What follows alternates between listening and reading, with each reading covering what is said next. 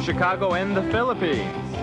A comprehensive review of the week's special community events featuring many exciting personalities handled by the most professional Chicago Philippine Reports TV staff. Good afternoon and welcome to Chicago Philippine Reports TV, still the #1 in all the Filipino shows in the Midwest. And I'm Joe Mauricio. Today we have all the top stories from Chicago and the Philippines. We also have our segment host, Veronica, interesting interviews with Melody Rabor Dizon, our Health Matters host, and Joe Mauricio, myself. And I would like to introduce to you Janet Jordy, our new host from Milwaukee, Wisconsin, introducing her Global Inspirations interviews. We also have happening within our own Filipino community here in Chicago. All these are coming up and more from our sponsors. Please stay with us. They made America home, and they deserve to be counted. They marched for us so we can be counted. They did whatever it took to raise and protect us. For generations, we've built this state and this country, either by working long hours or studying through the night, to make a home for ourselves, for our families, and for our future.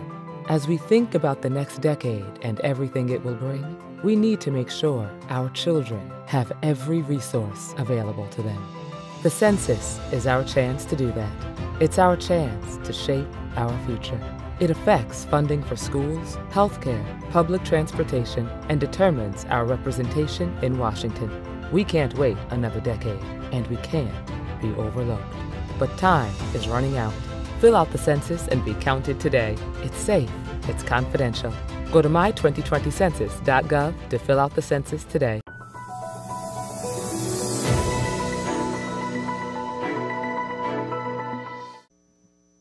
The Philippine government again on the defensive over its heavily criticized drug war.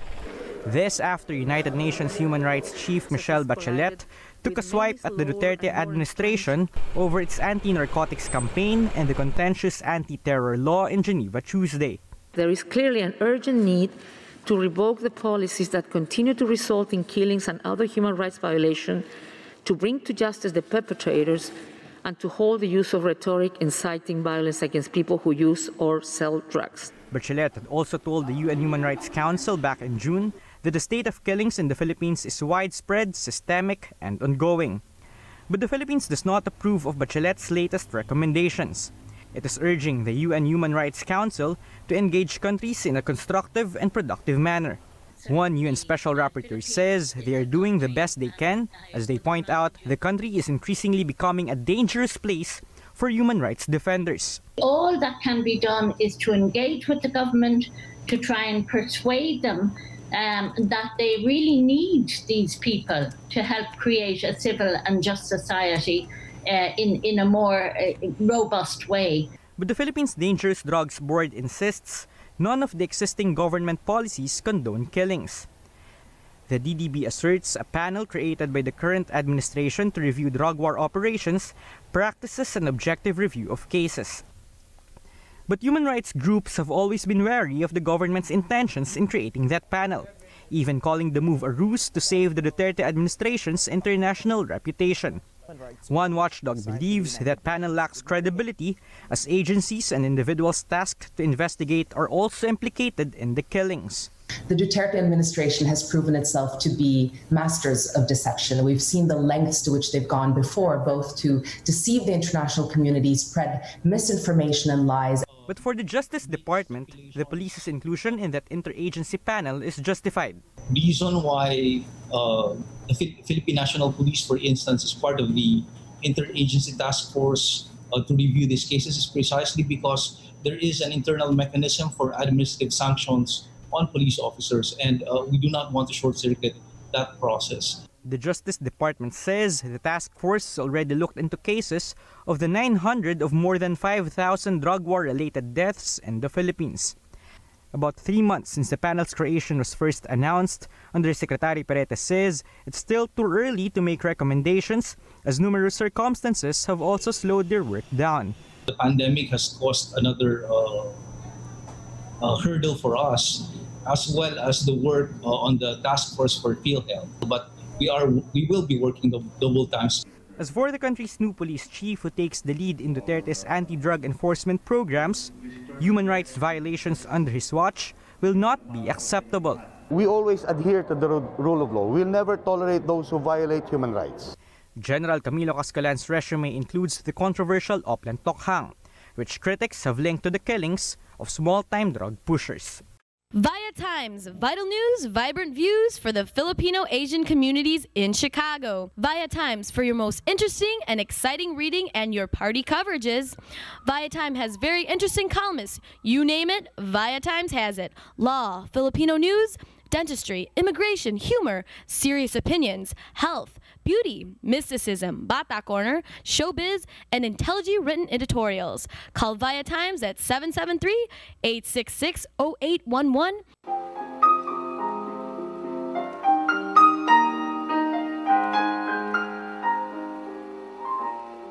Magandang hapon po sa inyo lahat and welcome to Veronica's segment of this show today. I have a very exciting guest.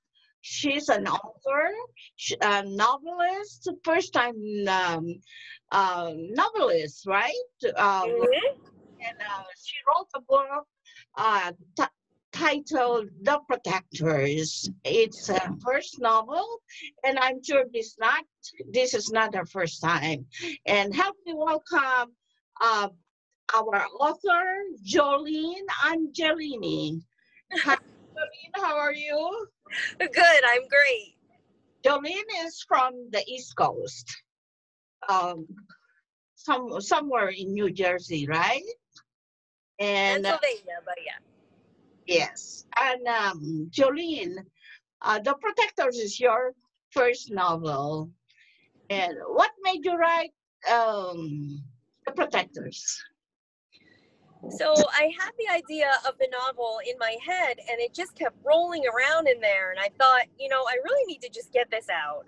I'm an avid reader and the characters were almost just so alive in my head. And I thought I have to get this down on paper. And once I started writing, that was it. I really couldn't stop. So it was amazing. It was like it just all came out. So that's what happened. How was it to experience writing your first novel? So it was very interesting. I still have a full-time job, and I have a daughter. She's 14. So I was sort of juggling the full-time job and writing. So I took every sort of extra minute that I had to write, and it was just, I have to say it was invigorating. It brought a whole new sense of me out, and it was just wonderful. It was something that was sort of just mine, and I had total control. I was able to do whatever I wanted, and it was great. So you have another profession. I do. Yeah. Well, what do you do for your other job? So I'm an office manager and our marketing director at my husband and I own and operate an exteriors remodeling business. So roofing, siding, gutters, anything on the exterior of your home. So I run the office and then I also run our marketing for that business as well. Jolene, where did you get your inspiration to write a novel? So the inspiration sort of came from my full-time job and the experience that I have had throughout that time in my life. So I had a profession before this, but I've been doing what I do now about almost 8 years. And the inspiration for the Protectors came from that. Just from being with my husband all the time, so being with him all day at work and then being with him at home. So The Protectors is a bit about a husband and wife who do work together, and then it's very exaggerated kind of life and marriage and how, you know, sort of men kind of never really grow up, and women kind of have to do it all, and you know, that's kind of where the inspiration came from. Your inspiration and creative ideas just came into your life, you mean?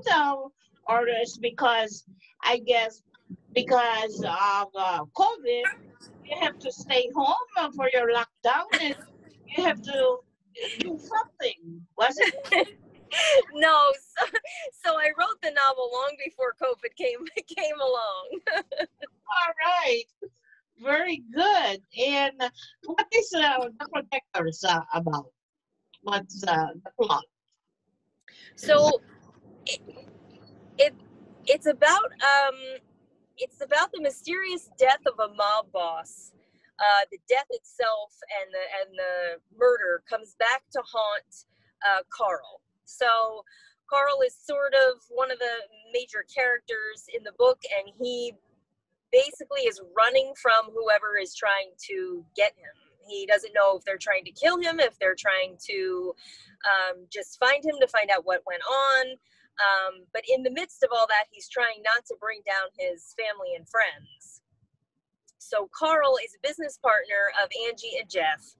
And Angie and Jeff are husband and wife, and they essentially have secrets and issues and all kinds of things that come out that they never even knew they had. So the surface looks great and rosy, and they look like the happiest couple. And as things go by, you find out that all of these underlying issues and all these problems are going on.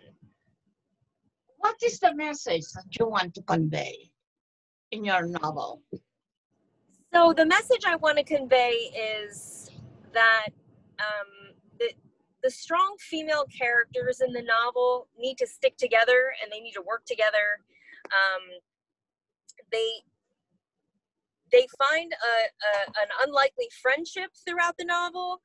And I feel like right now, in the times that we're in, it's so important for all of us women to stick together and build each other up and help each other. And basically, we need, like I said, we need to stick together and build one another up and stop putting each other down and be like sisters and family, you know, and men too. Men need to realize that, you know, they don't have to be this strong, confident being all the time. You know, if we all work together and stick together and love one another, you know, life would be so much better and we'd all be so much happier. What is your, or who are your target audience for this? Target audience is mostly females who love to read fiction, thriller, suspense, drama, and really from the ages of maybe mid-20s till forever. What a general audience, men, women? Men and women, yes. Younger generation. Where do you sell your book? Can you say that again? Where do you sell your book? Well, so it's available on Amazon. It's also available at barnesandnoble.com. I also have a website, and my website is jolynnangelini.com. And usually whenever I do signings, I'll do book signings, and I've also done some author events in some libraries. So I always have my books available with me to sell as well.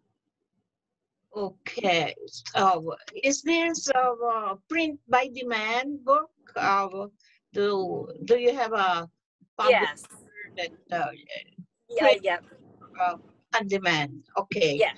So this is your first novel, and are you planning to write another novel, a sequel, just in case?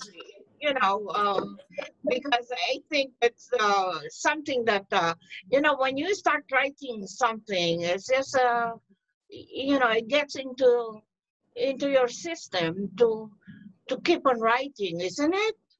It is. And I am about a little over halfway through my second novel currently. That's what I thought. It's really a lot of fun to be writing, right? So, yeah.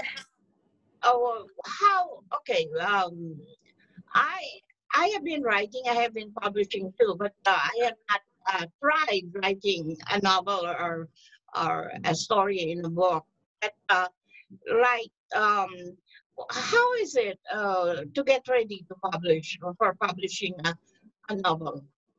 What do you have to do? Do you have to write it down in an outline, or everything is in your mind? And oops, who's that? Oh, sorry. Sorry. Are you inside your car? I am. I am, and I just had a message come up on the phone, so I had to get rid of it quick. Love this. It's not, so informal, and you can be anywhere and interview somebody. I really love Zoom. Yeah, and yeah, it's just yeah. So as far as publishing, I have an assisted publishing company, so I actually work with iUniverse. So in that, it basically had them. I worked with them to get everything moving, all the parts moving. I use them for editing, and I also use them to get up on BarnesandNoble.com as well as Amazon. I have my website through them as well. So it was not an easy process. But they talked me through everything and got me to understand what I really needed and how to move forward. So it's a lot of work, but if you believe in your own work and you believe in whatever you're writing or producing or whatever you're doing, it all takes a lot of work. How about, did you have to face some publishers' rejections? No, I just kind of went right with them. I mean, it is a hefty cost, for sure. So I just chose them and went ahead with it, and now here I am. So how long did it take you to finish the book? It took me a little over a year to write the book. Okay. Yeah. All right. Oh, I see little hand. There. What's her name? Her name is Isabella. Okay. Hello. We're almost there. We're almost done. Okay. One last word. Our viewing audience on how to write a book, or how to sell your book to our viewing audience. Yeah. How to sell the book? Is that what you said? Yeah, whatever is it is that you want to convey as your last message to our viewing audience. Oh, so one thing I want to say is to do all the research that you possibly can. Do as much research on how to get yourself out there, to get the book out there. The more research you do, the better off that you'll be. You have to learn as much as you possibly can to do it the right way the first time. Great, terrific, congratulations. Thank you so much, Veronica. First-time novelist, and get in touch with us for your second novel. And we're happy to help you promote your book. And nice meeting you, Jolene. And you too. I'm really happy that I met you today. Me too. Good luck. And thank you so much for gracing our show. Oh. Maraming salamat po sa inyong panonood. Ako po si Veronica. Enjoy the rest of your weekend. Okay, ready guys? Introducing our new Energy Star certified washer and dryer. Thanks to rebates from ComEd. Yay! We love rebates! Ay, Daniel, we are famous. Get used to it. When you use less water and electricity, people notice. I can get used to that. So can I. Take it easy. Get rebates from ComEd on select Energy Star certified appliances and find even more savings with the ComEd Energy Efficiency Program. ComEd, powering lives. Magandang hapon po sa inyo lahat. Welcome to Veronica's segment of the show. Today, my guest is from New Jersey. Her name is Dr. Kim Grom. and she's the author of this very special book about gardening. Dr. Grom, welcome to our show today. Thank you. Okay, you wrote a book about gardening and some philosophical advice in your book, and I really like the advice, the tips that you given in that book. I have not received my copy yet, but I have your press release. Welcome to our show. And you chose the topic of gardening. Why is that?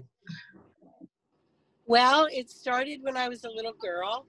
I had a grandmother who was a very good gardener, and she had a beautiful, beautiful yard. It was a tiny yard, but it was filled with flowers and roses, and I will never forget how beautiful it was.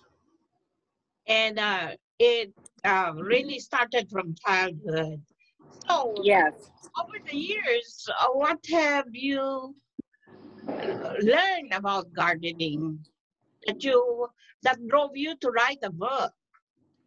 Well, like my grandmother, I found that when I was enjoying plants and around them, I had a sense of peace and beauty.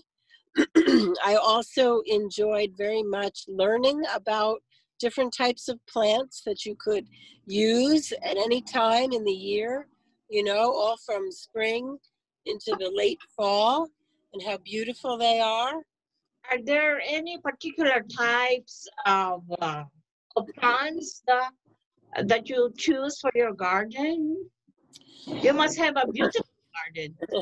I do. I have a farm in New Jersey with lots of gardens, and I like almost all the plants that I can use, but what I like to do most of all is plant things that will be there every season. So in the early spring, there's crocuses, and this you'll find in the book, and the bulbs that bloom. And then as you move through the seasons, I have enjoyed learning about the plants and the months that they come to life, so that the whole season of growing, you have something colorful to look at. Yeah, what I think is so special about your book is you are connecting gardening with spirituality or meditation. And that is unusual. And maybe unusual for me, but not for many people like you. Yes, well, I think when you read the Bible that everything started in the garden. Do you know what I mean? The peace, the calmness, the feeling of tranquility, right? That's right. Yes, it all started in the garden. That all starts in the garden. That's where I guess when people say you have to talk to your plants. Right? Yes. I have heard that it helps to talk to your plants, that they actually respond to what people call good energy and good words. I have heard that they enjoy that. Wow. And you've been doing this for years now, right? I have, yes, many years. Yes, since I was probably a young adult, I've been working with plants and working with flowers for many years. You're a doctor of what, psychology? Yes, actually counseling. Yes. All right. But with your garden, because you live in New Jersey, which has also extreme weather, winter weather. So it only gives you access for planting or gardening in the summertime, right? Yes, but then what you can do is you can work with some of the evergreens to make a background, you know, some of the pine trees and the evergreen trees that are there all throughout the year, holly bushes and things like that. So you can mix those in so you still have something nice to look at in the winter. What kind of meditation or prayer do you say? You must have a special prayer that you say to your plants. What is it? Well, usually I tell them that they're so beautiful, and that's mostly when I go around enjoying them. I just appreciate how lovely and beautiful that they are. And that really makes you feel good when you go out there and do your chores, right? Absolutely. And when you start taking care of them and, you know, working with the dirt and giving them water, and sometimes you have to trim them. Oh, wow. Do you have a big garden? I do have big gardens, yes. We have fruit gardens, vegetable gardens, flower gardens, and we actually put in a pond garden recently with the water. And that's been a lot of fun because that adds the element of the water and the fish to the garden.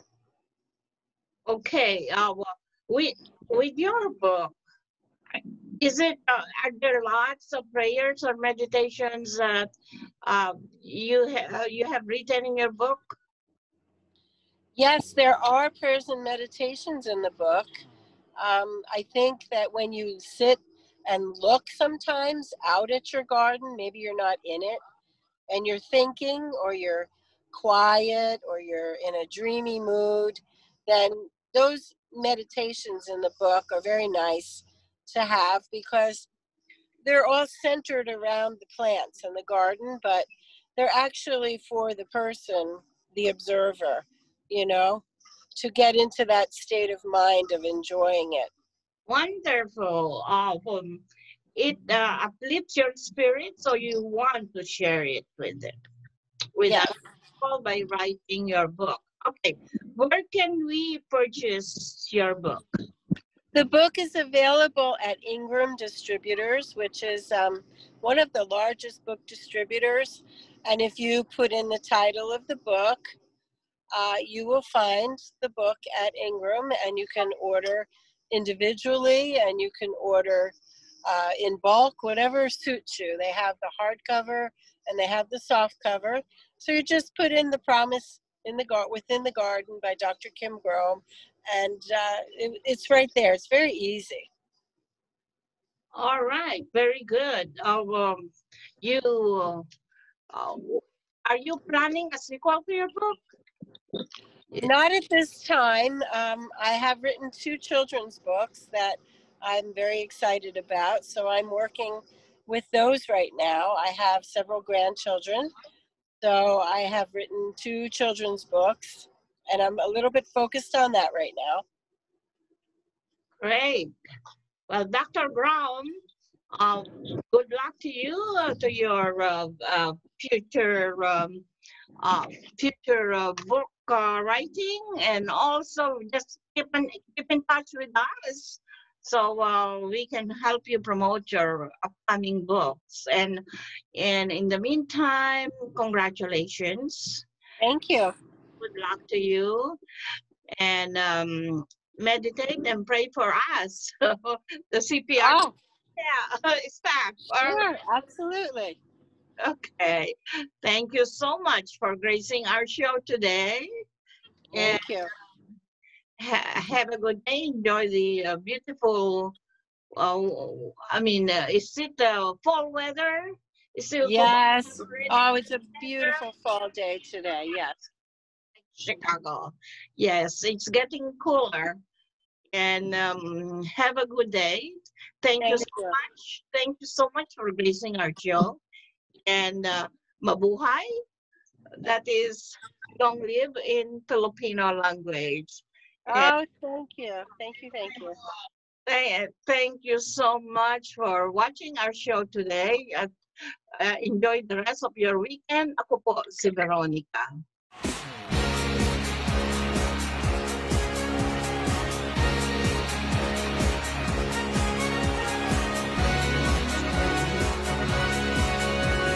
Young man, walk away from the hate. We're all human, and we don't segregate. Just like women, help make America great. We are all in this together. Colors are red, white, and blue, and they stand for every one of you. And together, here's what we're gonna do. We're gonna make America great. Woo! Everybody sing M-A-G-A. M-A-G-A. Let them hear our voice, all you girls and boys. Stand up and make some noise. M-A-G-A. Everybody. M-A-G-A. The American crowd, patriotic and proud. Shout it out loud. That's why when it comes time to vote, just remember we're all in the same boat. We're together, we're united folks, and we won't let them divide us. Young men, walk away from the hate. We're all human, and we don't segregate. Just like women, help make America great. We are all in this together. Everybody sing M-A-G-A. M-A-G-A. Black, white, and brown from every city and town. We don't let haters keep us down. M-A-G-A. Everybody. M-A-G-A. The American crowd, patriotic and proud. Shout it out loud. M-A-G-A. M-A-G-A. Let them hear our voice, all you girls and boys. Stand up and make some noise. M-A-G-A. Everybody. M-A-G-A. The American crowd, patriotic and proud. Shout it out loud. M-A-G-A. M-A-G-A.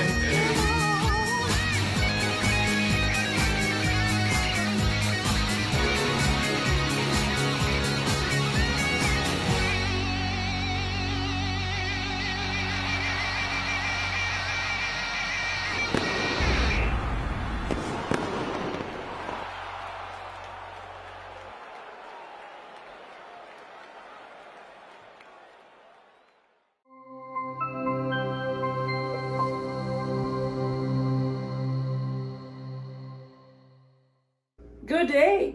We're so happy to have a very special guest today. She is an inspirational speaker, a coach, and an author. But before interviewing our special guest this afternoon, I would like to remind our viewers to click on the subscribe button at the bottom of the screen and click on the bell button. Ladies and gentlemen, I am so blessed to have Mary Helen Conroy. Oh, Jeanette, it's a real pleasure for me. I can't believe, and congratulations to starting Global Inspiration. How wonderful. How wonderful. We need it right now. Yeah, exactly, right? Right. So you are an inspirational speaker, you are a coach, you are an author. When did you start to become one of those? One of those. Yeah, one of those. I would say so many. Yeah, my past life careers. I was a public librarian for about 20 years. Okay. Moved up to Madison, couldn't find a librarian job, but I ended up doing sales for a publication called Women in Higher Education. Okay. And when that closed for retirement of the editor and owner, Jeanette, I stepped off the stoop. Okay. And I said, Mary Helen, what am I going to do with the rest of my Yeah. life? I was 62 at that time, and I had no idea what I was going to do, except that I knew I had at least 20 years, and I wanted I wanted to do something with the sand in my hourglass. I know there's more in the bottom than there is at the top. I know that. I know that. But I wanted to inspire people to know that they do have a dream in their heart, regardless of how many candles on their cake. Exactly. And so that really just, I started Life's a Daring Adventure, which is my company's name, and I added to that Helen Keller quote, "Life's a daring adventure and you're not done yet." Yes, we are not all done. We're not done. We're not done. Exactly. And so each of these other things that have come have been my not being done yet. Okay, okay. So do you want to talk about your books? I know you have like 2 or 3 books here. Well, you know what? One of the things, I started to do some work with retirement folks. And I was pleased to do a podcast called RetireeRebels.com. Okay. That's still online. Okay. With a good friend, Carol Larson. And in doing that, I wanted to get those words out to more people. Okay. Because we can keep all these words inside, but it's getting them out. And so I wrote a book. Yes. With the itty bitty people, and it's called Your Amazing Itty Bitty Retirement Book. And what's really nice is it's itty bitty. Yes. So you can read it in one sitting if you want. Yeah, I did. It makes a great gift for people. Yeah. But it also just reminds us that there's so much to do. And people have asked me what you do during retirement. What's retirement like? Well, anybody living through COVID now knows what retirement's like. Yeah. It's a lot of time, and you've got to do things that give you joy. That's what the book's about. You can get it at Amazon. Yeah. If Your you want amazing itty bitty retirement book. Yes. Yes. 15 great tips. Okay. Amazon.com, correct? Amazon.com. Right. Okay. So, becoming a inspirational speaker, a coach, and an author. I understand you have some challenges. I don't want to say some struggles. You experience some challenges and accomplishments. I don't know. Accomplishments for sure, and they've all been opportunities. And, you know, starting with my first talk that I gave at the Corona Public Library on the ABCs of Entrepreneurship, and people invite me into their lives or their organizations or wherever they are to try to give them a boost. And so I've gotten to speak at Dream Bank many, many times. Yes, I attended one of those. Right. You know, Zanta, whatever it is, I'm thrilled to be able to do that. And my dream, you know, and I put it on my blogette today, was I can see myself. You ready, Janet?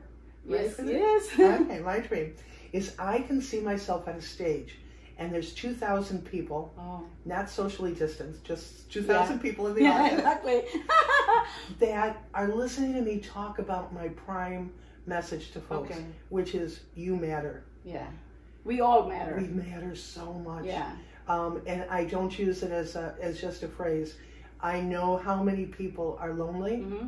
You are. There are a lot of quarter of the people in this world are lonely, and we matter so much. And so if I could give that message on the stage, I'm in a red power jacket. Oh my gosh. That's a dream. I know. I've got my lavalier and the 2,000, because everybody talks to at least one more person. There'd be 4,000 people that could say, you matter. And I even have postcards. Oh. I have postcards. I just want you to know you matter to me. You matter to me. And so all I do is fill out the postcard on the back, send it, whatever, because it's so important that I tell you that. Okay. It's to use those words that you do matter to each of us. So becoming an author, I am talking about the author.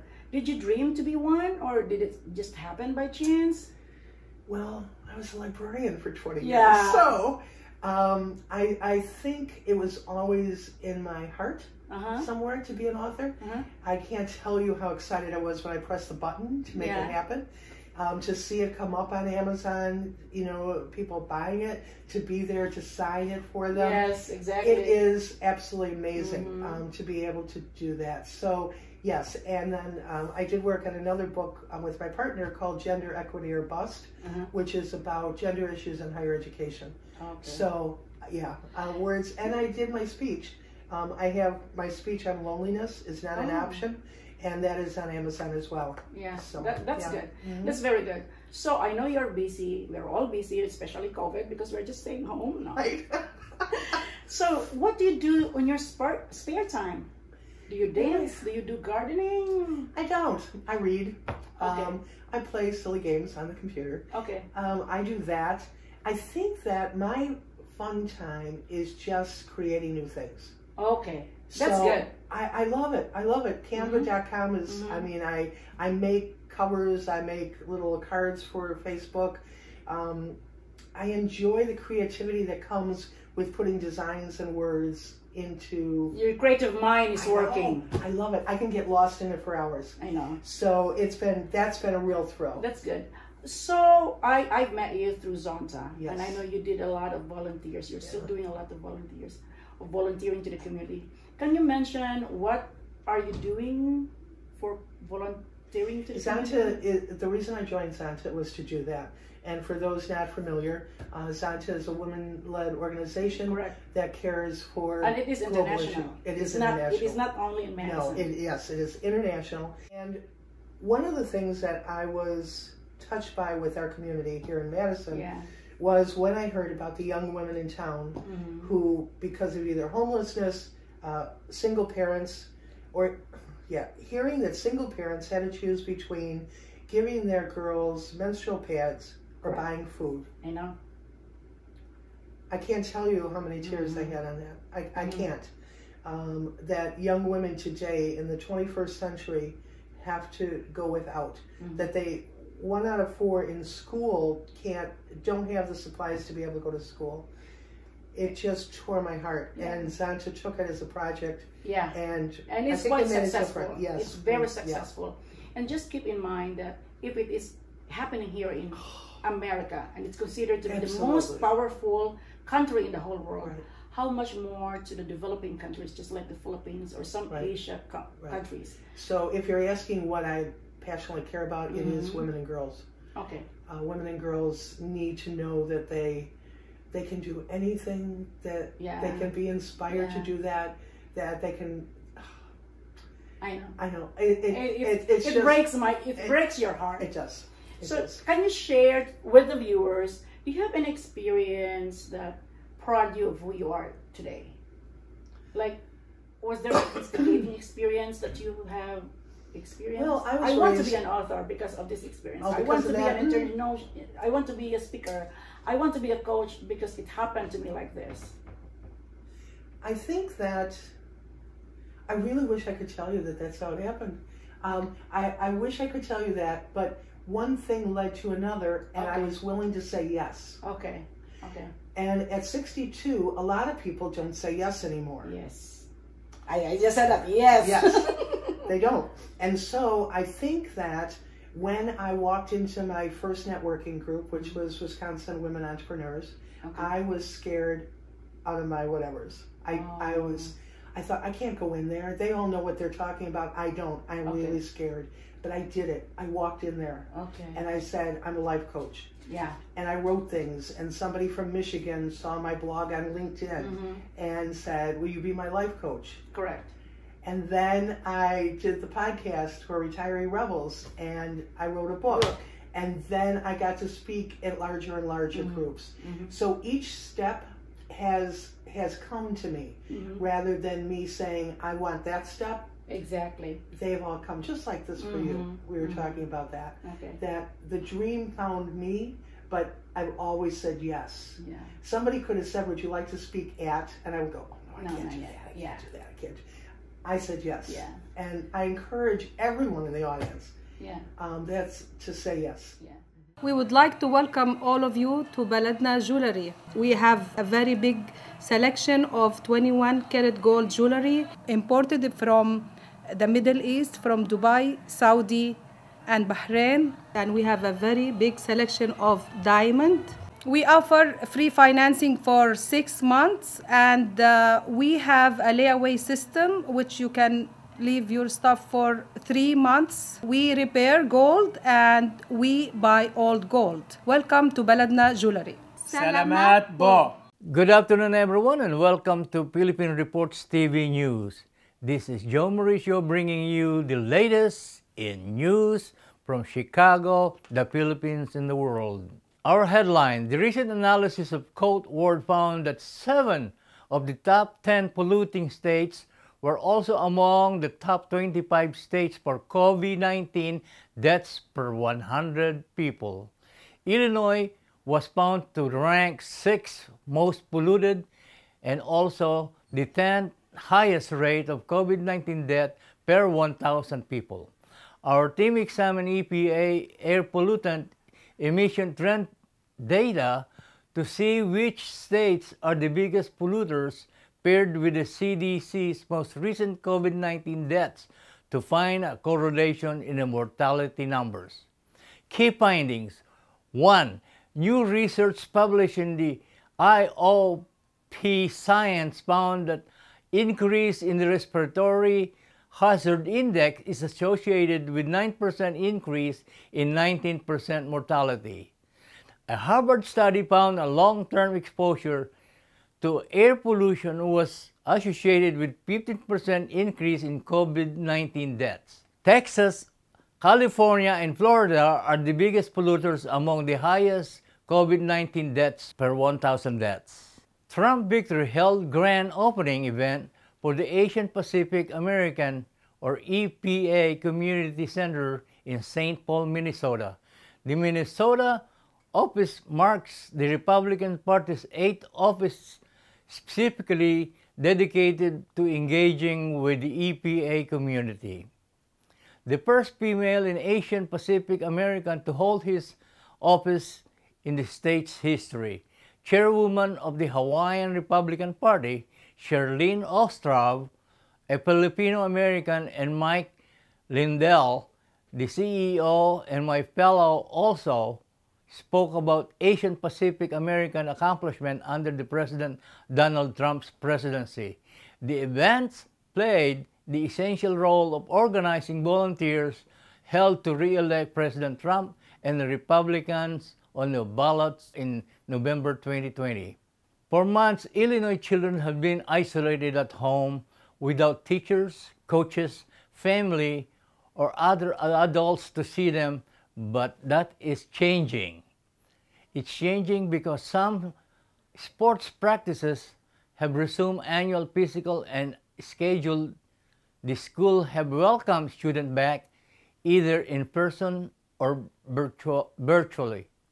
Most professionals in education, healthcare, and law enforcement, childcare, and social works are mandated reporters. They are required by law to call the child abuse and neglect headline at 1-800-ABUSE or 1-800-252-2873 if they believe a child is being abused or neglected. If these professionals are beginning to see children again, Illinois DCFS today released a new PSA reminding them of their responsibility. It is our collective responsibility to keep children safe. Children who are unable to get help on their own need mandated reporters to be their voice. And finally, Viatimes Cprtv sends its condolences to the family of Justice Ruth Bader Ginsburg. She had a wonderful judicial temperament that will always be remembered. President Trump now has the historic opportunity to nominate yet another constitutional conservative who will honor the Constitution and rule of law across the full spectrum of the constitutional issues. And the U.S. Senate should move quickly to work with President Trump to consider and approve the new justice who will finally reason we cannot have a new justice by election day. And that's our news for this week, and I hope to see you again next week. Take care and be safe.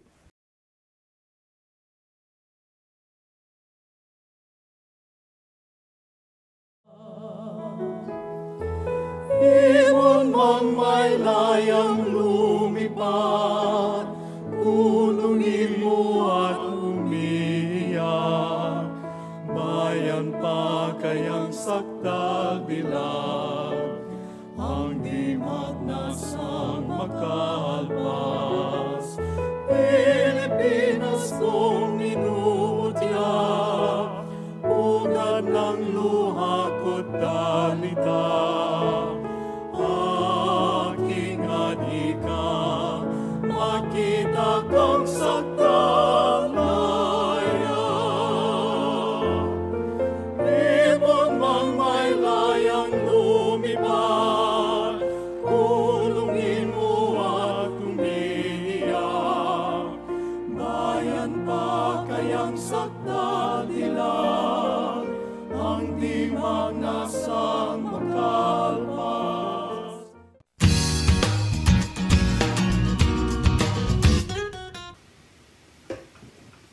Magandang hapon po sa inyong lahat. This is Melody Dizon, your Health Matters host. And today it feels a little cold. It's feeling like fall is here, and we're feeling the change in the weather when you go outside. It's beautiful, it's crisp, yet it's getting a little chillier in the morning. So we are going to be talking about the key facts about influenza. Flu virus versus flu vaccines versus COVID, those things. So what is influenza flu? Well, influenza flu is a contagious respiratory illness caused by influenza viruses. It can cause mild to severe illness, and serious outcomes of flu infection can result in hospitalization or death.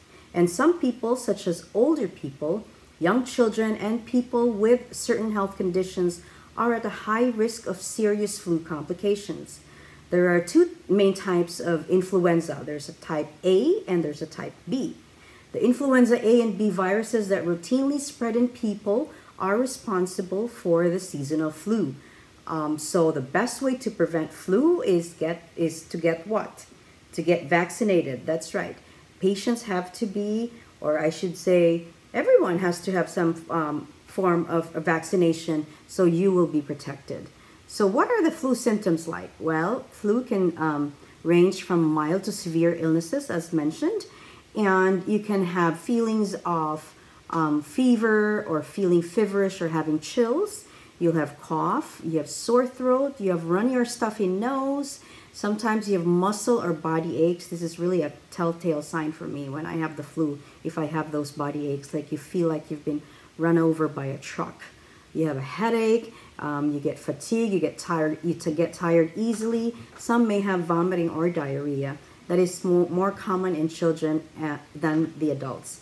So it is important to note, however, that not everyone with flu will have a fever. So how does it spread? By contact and droplet precaution. Hence the importance of wearing a mask, the importance of hand washing, the importance of social distancing, everything that we are already doing during this pandemic season. So it is all the more important, and I need you guys to be more vigilant about, safe and healthy practice methods. So when is a period of contagiousness, Melody? Well, it can last, or it can start, I should say, beginning day one for people that are healthy, okay? And symptoms develop in up to 5 to 7 days after becoming sick with the flu. Well, some people, especially young children and people with weakened immune system, might be able to infect others for an even longer amount of time. So onset of symptoms usually lasts, symptoms begin from 2 days and last maybe up until the 4th day. But again, it can vary based on the patient's medical history. Complications of the flu, there can be bacterial pneumonia, ear infections, sinus infections, worsening of chronic conditions such as your congestive heart failure, asthma patients, your diabetic patients will have maybe harder time to breathe and harder to bounce back.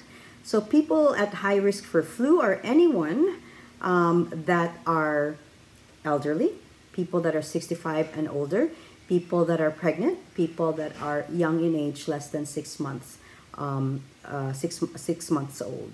So preventing the flu is by getting a flu shot. Now you hear so many things about, oh my God, Melody, should I get the flu shot or not? How do I determine if I need it? I got sick the last time, or some people say, I've never had a flu shot in my lifetime, but I'm still alive, I'm still walking. So how do we counsel those people? Well, we always say, number one, this is what the Department of Public Health is recommending, and Centers for Disease Control is saying that people that are 60 years old and above should get themselves vaccinated, as well as a regular population, but most importantly for those people who are in their later years. And it cannot protect us from getting the flu. It cannot protect all of us from getting the flu, but somehow it can lessen the symptoms of what you will be feeling if you are going to be experienced with the real flu. So They ask, well, how do you know it is the flu? Is there like a test or something that we can do that? Yes, there is. There's a swab. They take a swab and they will know if it's a type A or type B. And then the doctor treats them. They made America home, and they deserve to be counted. They marched for us so we can be counted. They did whatever it took to raise and protect us. For generations, we've built this state and this country, either by working long hours or studying through the night, to make a home for ourselves, for our families, and for our future. As we think about the next decade and everything it will bring, we need to make sure our children have every resource available to them. The census is our chance to do that. It's our chance to shape our future. It affects funding for schools, healthcare, public transportation, and determines our representation in Washington. We can't wait another decade, and we can't be overlooked. But time is running out. Fill out the census and be counted today. It's safe. It's confidential. Go to my2020census.gov to fill out the census today. And now we come to the part we need to send a birthday shout out. Our friend Flor Kramer. Happy birthday, Flor. And also to our Chinese friend, Tony Hu. Xingri Kui Lo. Tony, again, this is Joe Mauricio wishing you all great early fall. And I hope to see you again next week. And mabuhay!